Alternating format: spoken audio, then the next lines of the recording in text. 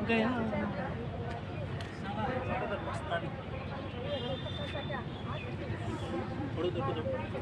बस।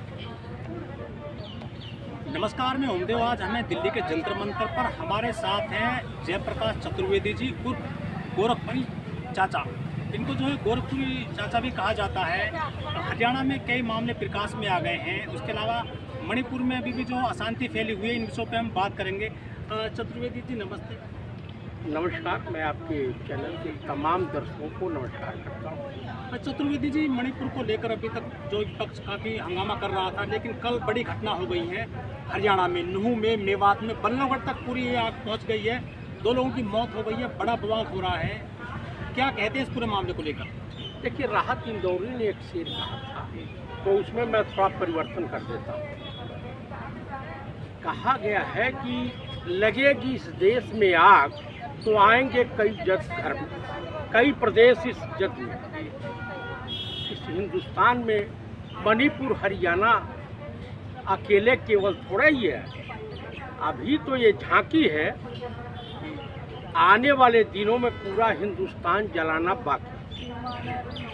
तो मैं आपके चैनल के मार्फत कहना चाहता हूं कि पूर्व महामहिम सतपाल मलिक जी ने जो बयान दिया था, ये सत्ता के खातिर, सत्ता प्राप्ति के लिए, ये संघी मानसिकता वाले, आरएसएस वाले और बीजेपी वाले अयोध्या के राम मंदिर, मथुरा और काशी को भी अपना टारगेट बना सकते, या किसी बड़े हिंदू नेता का की हत्या करवाते।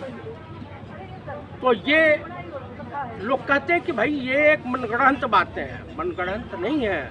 जब इस देश में 2019 के लोकसभा चुनाव से पहले फरवरी में पुलवामा अटैक कराया जा सकता है, तो अयोध्या का राम मंदिर वो धरा से तो खराब है नहीं। जिस देश का prime minister of India Raja Babu Manipur का मौत कहने में भी शर्मिंदगी महसूस कर रहा हो। डबल इंजन की सरकार है हरियाणा में। उनके खट्टर हैं मुख्यमंत्री, उनके गृह मंत्री की दशा देखिए। अपील कर रहे हैं शांति की, लेकिन देश का प्रधानमंत्री मुश्किल से 100-150 किलोमीटर के एरिए में वो चुनाव में व्यस्त है। सुप्रीम कोर्ट कल इतनी फटकार लगाई, सलाठी जनरल ने, तुषार मेहता ने कहा कि हमको 1 महीने का समय, कहा कुछ नहीं, आपकी सरकार करती है तो करे, लेकिन मैं हिंदुस्तान के संविधान के साथ खिलवाड़ नहीं होने दूंगा। मैं आपको बता देना चाहता हूं कि भाजपा का नाम आप भारतीय बलात्कारी जनता पार्टी, भारत जलाओ पार्टी रख सकते हैं। इसमें कोई गुरेज नहीं है। ना इनको हिंदुओं से कुछ लेना देना है, न इनको किसी धर्म से लेना देना है। ये राजस्थान में बड़ी घटना हुई है। ट्रेन के अंदर एक जवान ने 4 लोगों को गोली से भून दिया, जिनमें 3 मुसलमान हैं। उन्होंने चेहरे देखकर और मोहरे देख करके पूरा जो घटना को अंजाम दिया है ट्रेन के अंदर, जबकि कहा जाता है कि ट्रेन बहुत सुरक्षित जो है एक यात्री कर सकता है उसमें यात्रा।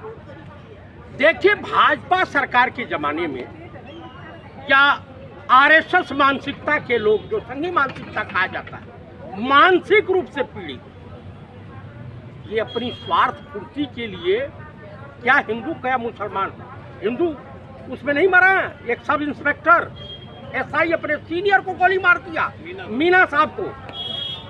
तो ये देश जा कहाँ रहा है?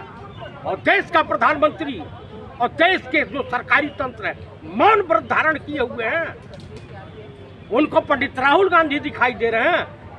इंडिया गठबंधन के तमाम नेता मणिपुर जा रहे हैं। वहाँ की बहु बेटियों, हमारे देश की बेटियों की इज्जत आबरू और उनकी पीड़ा को समझने के लिए तो इनको राजनीति समझ में आ रही है। वो दिन दूर नहीं है जिस दिन तुम सत्ता से बेदखल हो गए।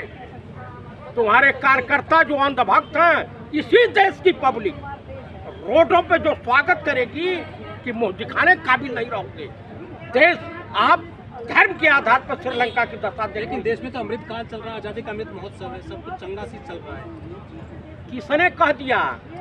आपको फ्रांस का एक अखबार है, उसने जानते हैं ली माउंट या क्या ऐसा कुछ नाम करके, उसने जानते हैं बूचड़ ऑफ गुजरात लिखा है। इसका हिंदी में अर्थ होता है कि वहाँ जो है गुजरात का कसाई। देश के प्रधानमंत्री के लिए इस तरह के शब्दों का इस्तेमाल विदेश की मीडिया कर रही है, तो कम से कम देशवासियों को इनके ऊपर कतई विश्वास करने की जरूरत नहीं है। और इस देश की तमाम जनता से आपके चैनल के मार्फत अनुरोध कर रहा हूं कि आने वाले लोकसभा चुनाव में इतनी तगड़ी सी शक्ति दे दें कि इनकी 7 पीढ़ियां भी फर्राने लगे। हमारा देश गंगा जमुनी तहजीब से चलता है, हमारा देश मोहब्बत और आपसी भाईचारे से विकास के रास्ते पर दौड़ता है। जिस दिन इस देश की जनता अपने जनप्रतिनिधियों से सवाल करना शुरू कर देगी और सरकारी कर्मचारियों को घूस देना बंद कर देगी, उसी दिन हिंदुस्तान विश्व गुरु हो जाएगा। तो अभी विश्व गुरु नहीं हो रहा है, वो विश्व गुरु टॉप 3 में आएगा भारत। कब आएगा? 15 लाख सबके खाते में आ गए। एक टर्म में की हालत है, दूसरे टर्म में आपका ये हुआ, पुलवामा अटैक हुआ, और दूसरे ही टर्म में चुनाव, आने वाले लोकसभा चुनाव से पहले की दशा ये है कि मणिपुर और हरियाणा जल रहा है। तो कंट्रोल तो कर लिया सब उन्होंने, कहीं कोई कंट्रोल नहीं हुआ, शांति हो गई सब जगह, कहीं कोई शांति नहीं हुई है। आप गलतफहमी के शिकार हैं। अभी तो पूरा हिंदुस्तान जलना बाकी है। अभी आने वाले दिनों में जो सतपाल मलिक कह रहे हैं उनसे परहेज नहीं करना चाहिए। उनकी बातें कहीं दूर तक सत्य दिखाई दे रही हैं। सत्यता से उनको इनकार नहीं किया जा सकता है, क्योंकि यही हिंदुस्तान की कटु सच्चाई है वर्तमान समय में। इससे इनकार आप नहीं कर सकते। आप बता दीजिए कि ये जो है वो गलत है। मैं देशवासियों से फिर आपके चैनल के मार्फत अनुरोध करूंगा, कृपया ऐसे लोगों से सावधान रहें, ऐसे अंधभक्तों से सावधान रहें, व्हाट्सएप यूनिवर्सिटी पे ज्ञान देने वालों से सावधान रहें। मंदिर मस्जिद इबादतगाह होती है, आपको सीख लेनी चाहिए गुरुद्वारों से कि दूर से गुरुद्वारा अगर कोई दिखाई देता है तो वहाँ पे ये पता चलता है कि अगर मैं भूखा हूँ तो मुझे रोटी मिलेगी, जात धर्म नहीं पूछा जाएगा। तो मोहब्बत को फैलाइए। और जो कांग्रेस ने बनाया था, यहाँ डेली जंतर मंतर पे आए दिन धरने हो रहे हैं। पता चला कि सहारा डूब गया, ये डूब गया, वो डूब गया। नुकसान किसका हुआ? इस देश की पब्लिक का। ऐसे भ्रष्टाचारियों को लाइसेंस सरकार क्यों दे? और इस देश की जनता से मैं अनुरोध करूंगा, अपने विधायकों से, अपने जनप्रतिनिधियों से सवाल करो। अगर जो विधायक खरा नहीं उतरता है उसे गांव में घुसने मत दो, चाहे किसी दल का हो। बहुत बढ़िया। तुम तो 8 मिनट का बढ़ा दिए पूरा। तुम्हारा बंद कर दूं? हम 3 दिन